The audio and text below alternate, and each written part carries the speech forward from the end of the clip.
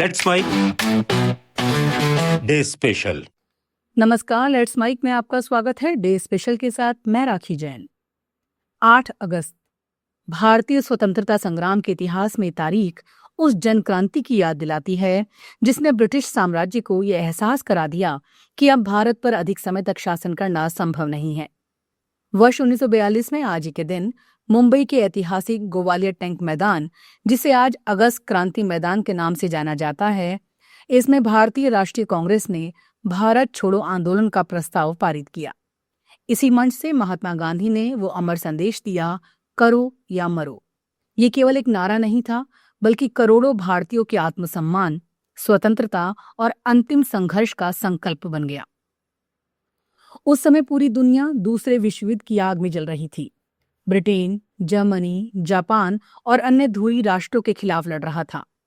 दक्षिण पूर्व एशिया में जापानी सेना लगातार आगे बढ़ रही थी और ब्रिटिश साम्राज्य को एक के बाद एक सैन्य झटके लग रहे थे।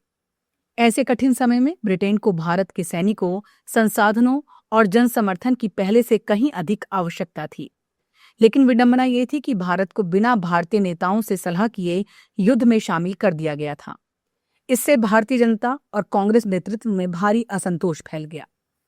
इस राजनीतिक गतिरोध को दूर करने के लिए ब्रिटिश सरकार ने मार्च 1942 में सर स्टैफर्ड क्रिप्स को भारत भेजा। इसे इतिहास में क्रिप्स मिशन के नाम से जाना जाता है। मिशन का उद्देश्य भारतीय नेताओं को युद्ध में सहयोग के बदले भविष्य में कुछ संवैधानिक अधिकार देने का प्रस्ताव रखना था। लेकिन इन प्रस्तावों में तत्काल स्वतंत्रता का कोई स्पष्ट आश्वासन नहीं था। कांग्रेस और अन्य प्रमुख नेताओं ने इसे अस्वीकार कर दिया। क्रिप्स मिशन की असफलता ने स्पष्ट कर दिया कि ब्रिटिश सरकार भारत को वास्तविक सत्ता सौंपने के लिए तैयार नहीं है। इसी पृष्ठभूमि में 8 अगस्त 1942 को मुंबई के ग्वालियर टैंक मैदान में अखिल भारतीय कांग्रेस समिति की ऐतिहासिक बैठक आयोजित हुई। देश भर से आए प्रतिनिधियों ने लंबी चर्चा के बाद एक प्रस्ताव पारित किया, जिसमें मांग की गई कि ब्रिटिश शासन तत्काल भारत छोड़ दे और भारतीयों को अपनी नियति स्वयं तय करने का अधिकार मिले। इस सभा में महात्मा गांधी ने अपने ऐतिहासिक भाषण में देशवासियों से कहा, करो या मरो। उनका संदेश था कि अब स्वतंत्रता के लिए संघर्ष अंतिम चरण में पहुंच चुका है। या तो भारत आजाद होगा या फिर भारतीय इस उद्देश्य के लिए अपना सर्वस्व न्योछावर कर देंगे। गांधी जी के इस आह्वान ने पूरे देश में अभूतपूर्व ऊर्जा भर दी। छात्र, किसान, मजदूर, महिलाएं और युवा बड़ी संख्या में आंदोलन से जुड़ने लगे। लेकिन ब्रिटिश सरकार ने इस आंदोलन की गंभीरता को समझते हुए तुरंत कठोर कार्रवाई की। 9 अगस्त 1942 की सुबह महात्मा गांधी, जवाहरलाल नेहरू, सरदार पटेल, मौलाना आजाद और कांग्रेस के लगभग सभी शीर्ष नेताओं को गिरफ्तार कर लिया गया। कांग्रेस पर प्रतिबंध लगा दिया गया और गांधी जी को पुणे के आगा खान पैलेस में नजरबंद कर दिया गया। ब्रिटिश सरकार का अनुमान था कि नेताओं की गिरफ्तारी के बाद आंदोलन स्वतः समाप्त हो जाएगा, लेकिन हुआ इसके बिल्कुल विपरीत। पूरे देश में विरोध प्रदर्शन शुरू हो गए। रेलवे स्टेशनों, डाकघरों और सरकारी कार्यालयों के बाहर प्रदर्शन होने लगे। अनेक स्थानों पर मजदूरों ने हड़ताल कर दी। विद्यार्थियों ने कक्षाओं का बहिष्कार किया। गांव में अंग्रेजी शासन के खिलाफ आवाज बुलंद होने लगी। कई क्षेत्रों में आंदोलन ने उग्र रूप भी धारण किया। संचार व्यवस्था बाधित करने के लिए रेल पटरियां उखाड़ी गईं, टेलीग्राफ लाइनें काटी गईं और सरकारी भवनों पर हमले हुए।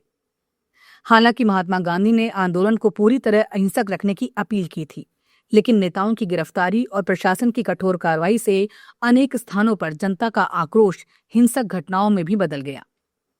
भारत छोड़ो आंदोलन का सबसे महत्वपूर्ण पहलू ये था कि इसमें समाज के लगभग हर वर्ग की भागीदारी दिखाई दी। अरुणा आसफ अली, उषा मेहता, राम मनोहर लोहिया, जयप्रकाश नारायण और अनेक युवाओं ने भूमिगत रहकर आंदोलन को जीवित रखा। भारत छोड़ो आंदोलन के तुरंत बाद भारत को स्वतंत्रता नहीं मिली, लेकिन इसने ब्रिटिश सरकार को स्पष्ट संकेत दे दिया कि भारत पर लंबे समय तक शासन बनाए रखना अब संभव नहीं है। युद्ध समाप्त होने के बाद ब्रिटेन आर्थिक और राजनीतिक रूप से कमजोर हो चुका था, जबकि भारत में स्वतंत्रता की मांग पहले से कहीं अधिक मजबूत हो गई थी। इतिहासकारों का मानना है कि भारत छोड़ो आंदोलन ने ब्रिटिश नेतृत्व को सत्ता हस्तांतरण की दिशा में गंभीरता से सोचने के लिए मजबूर किया।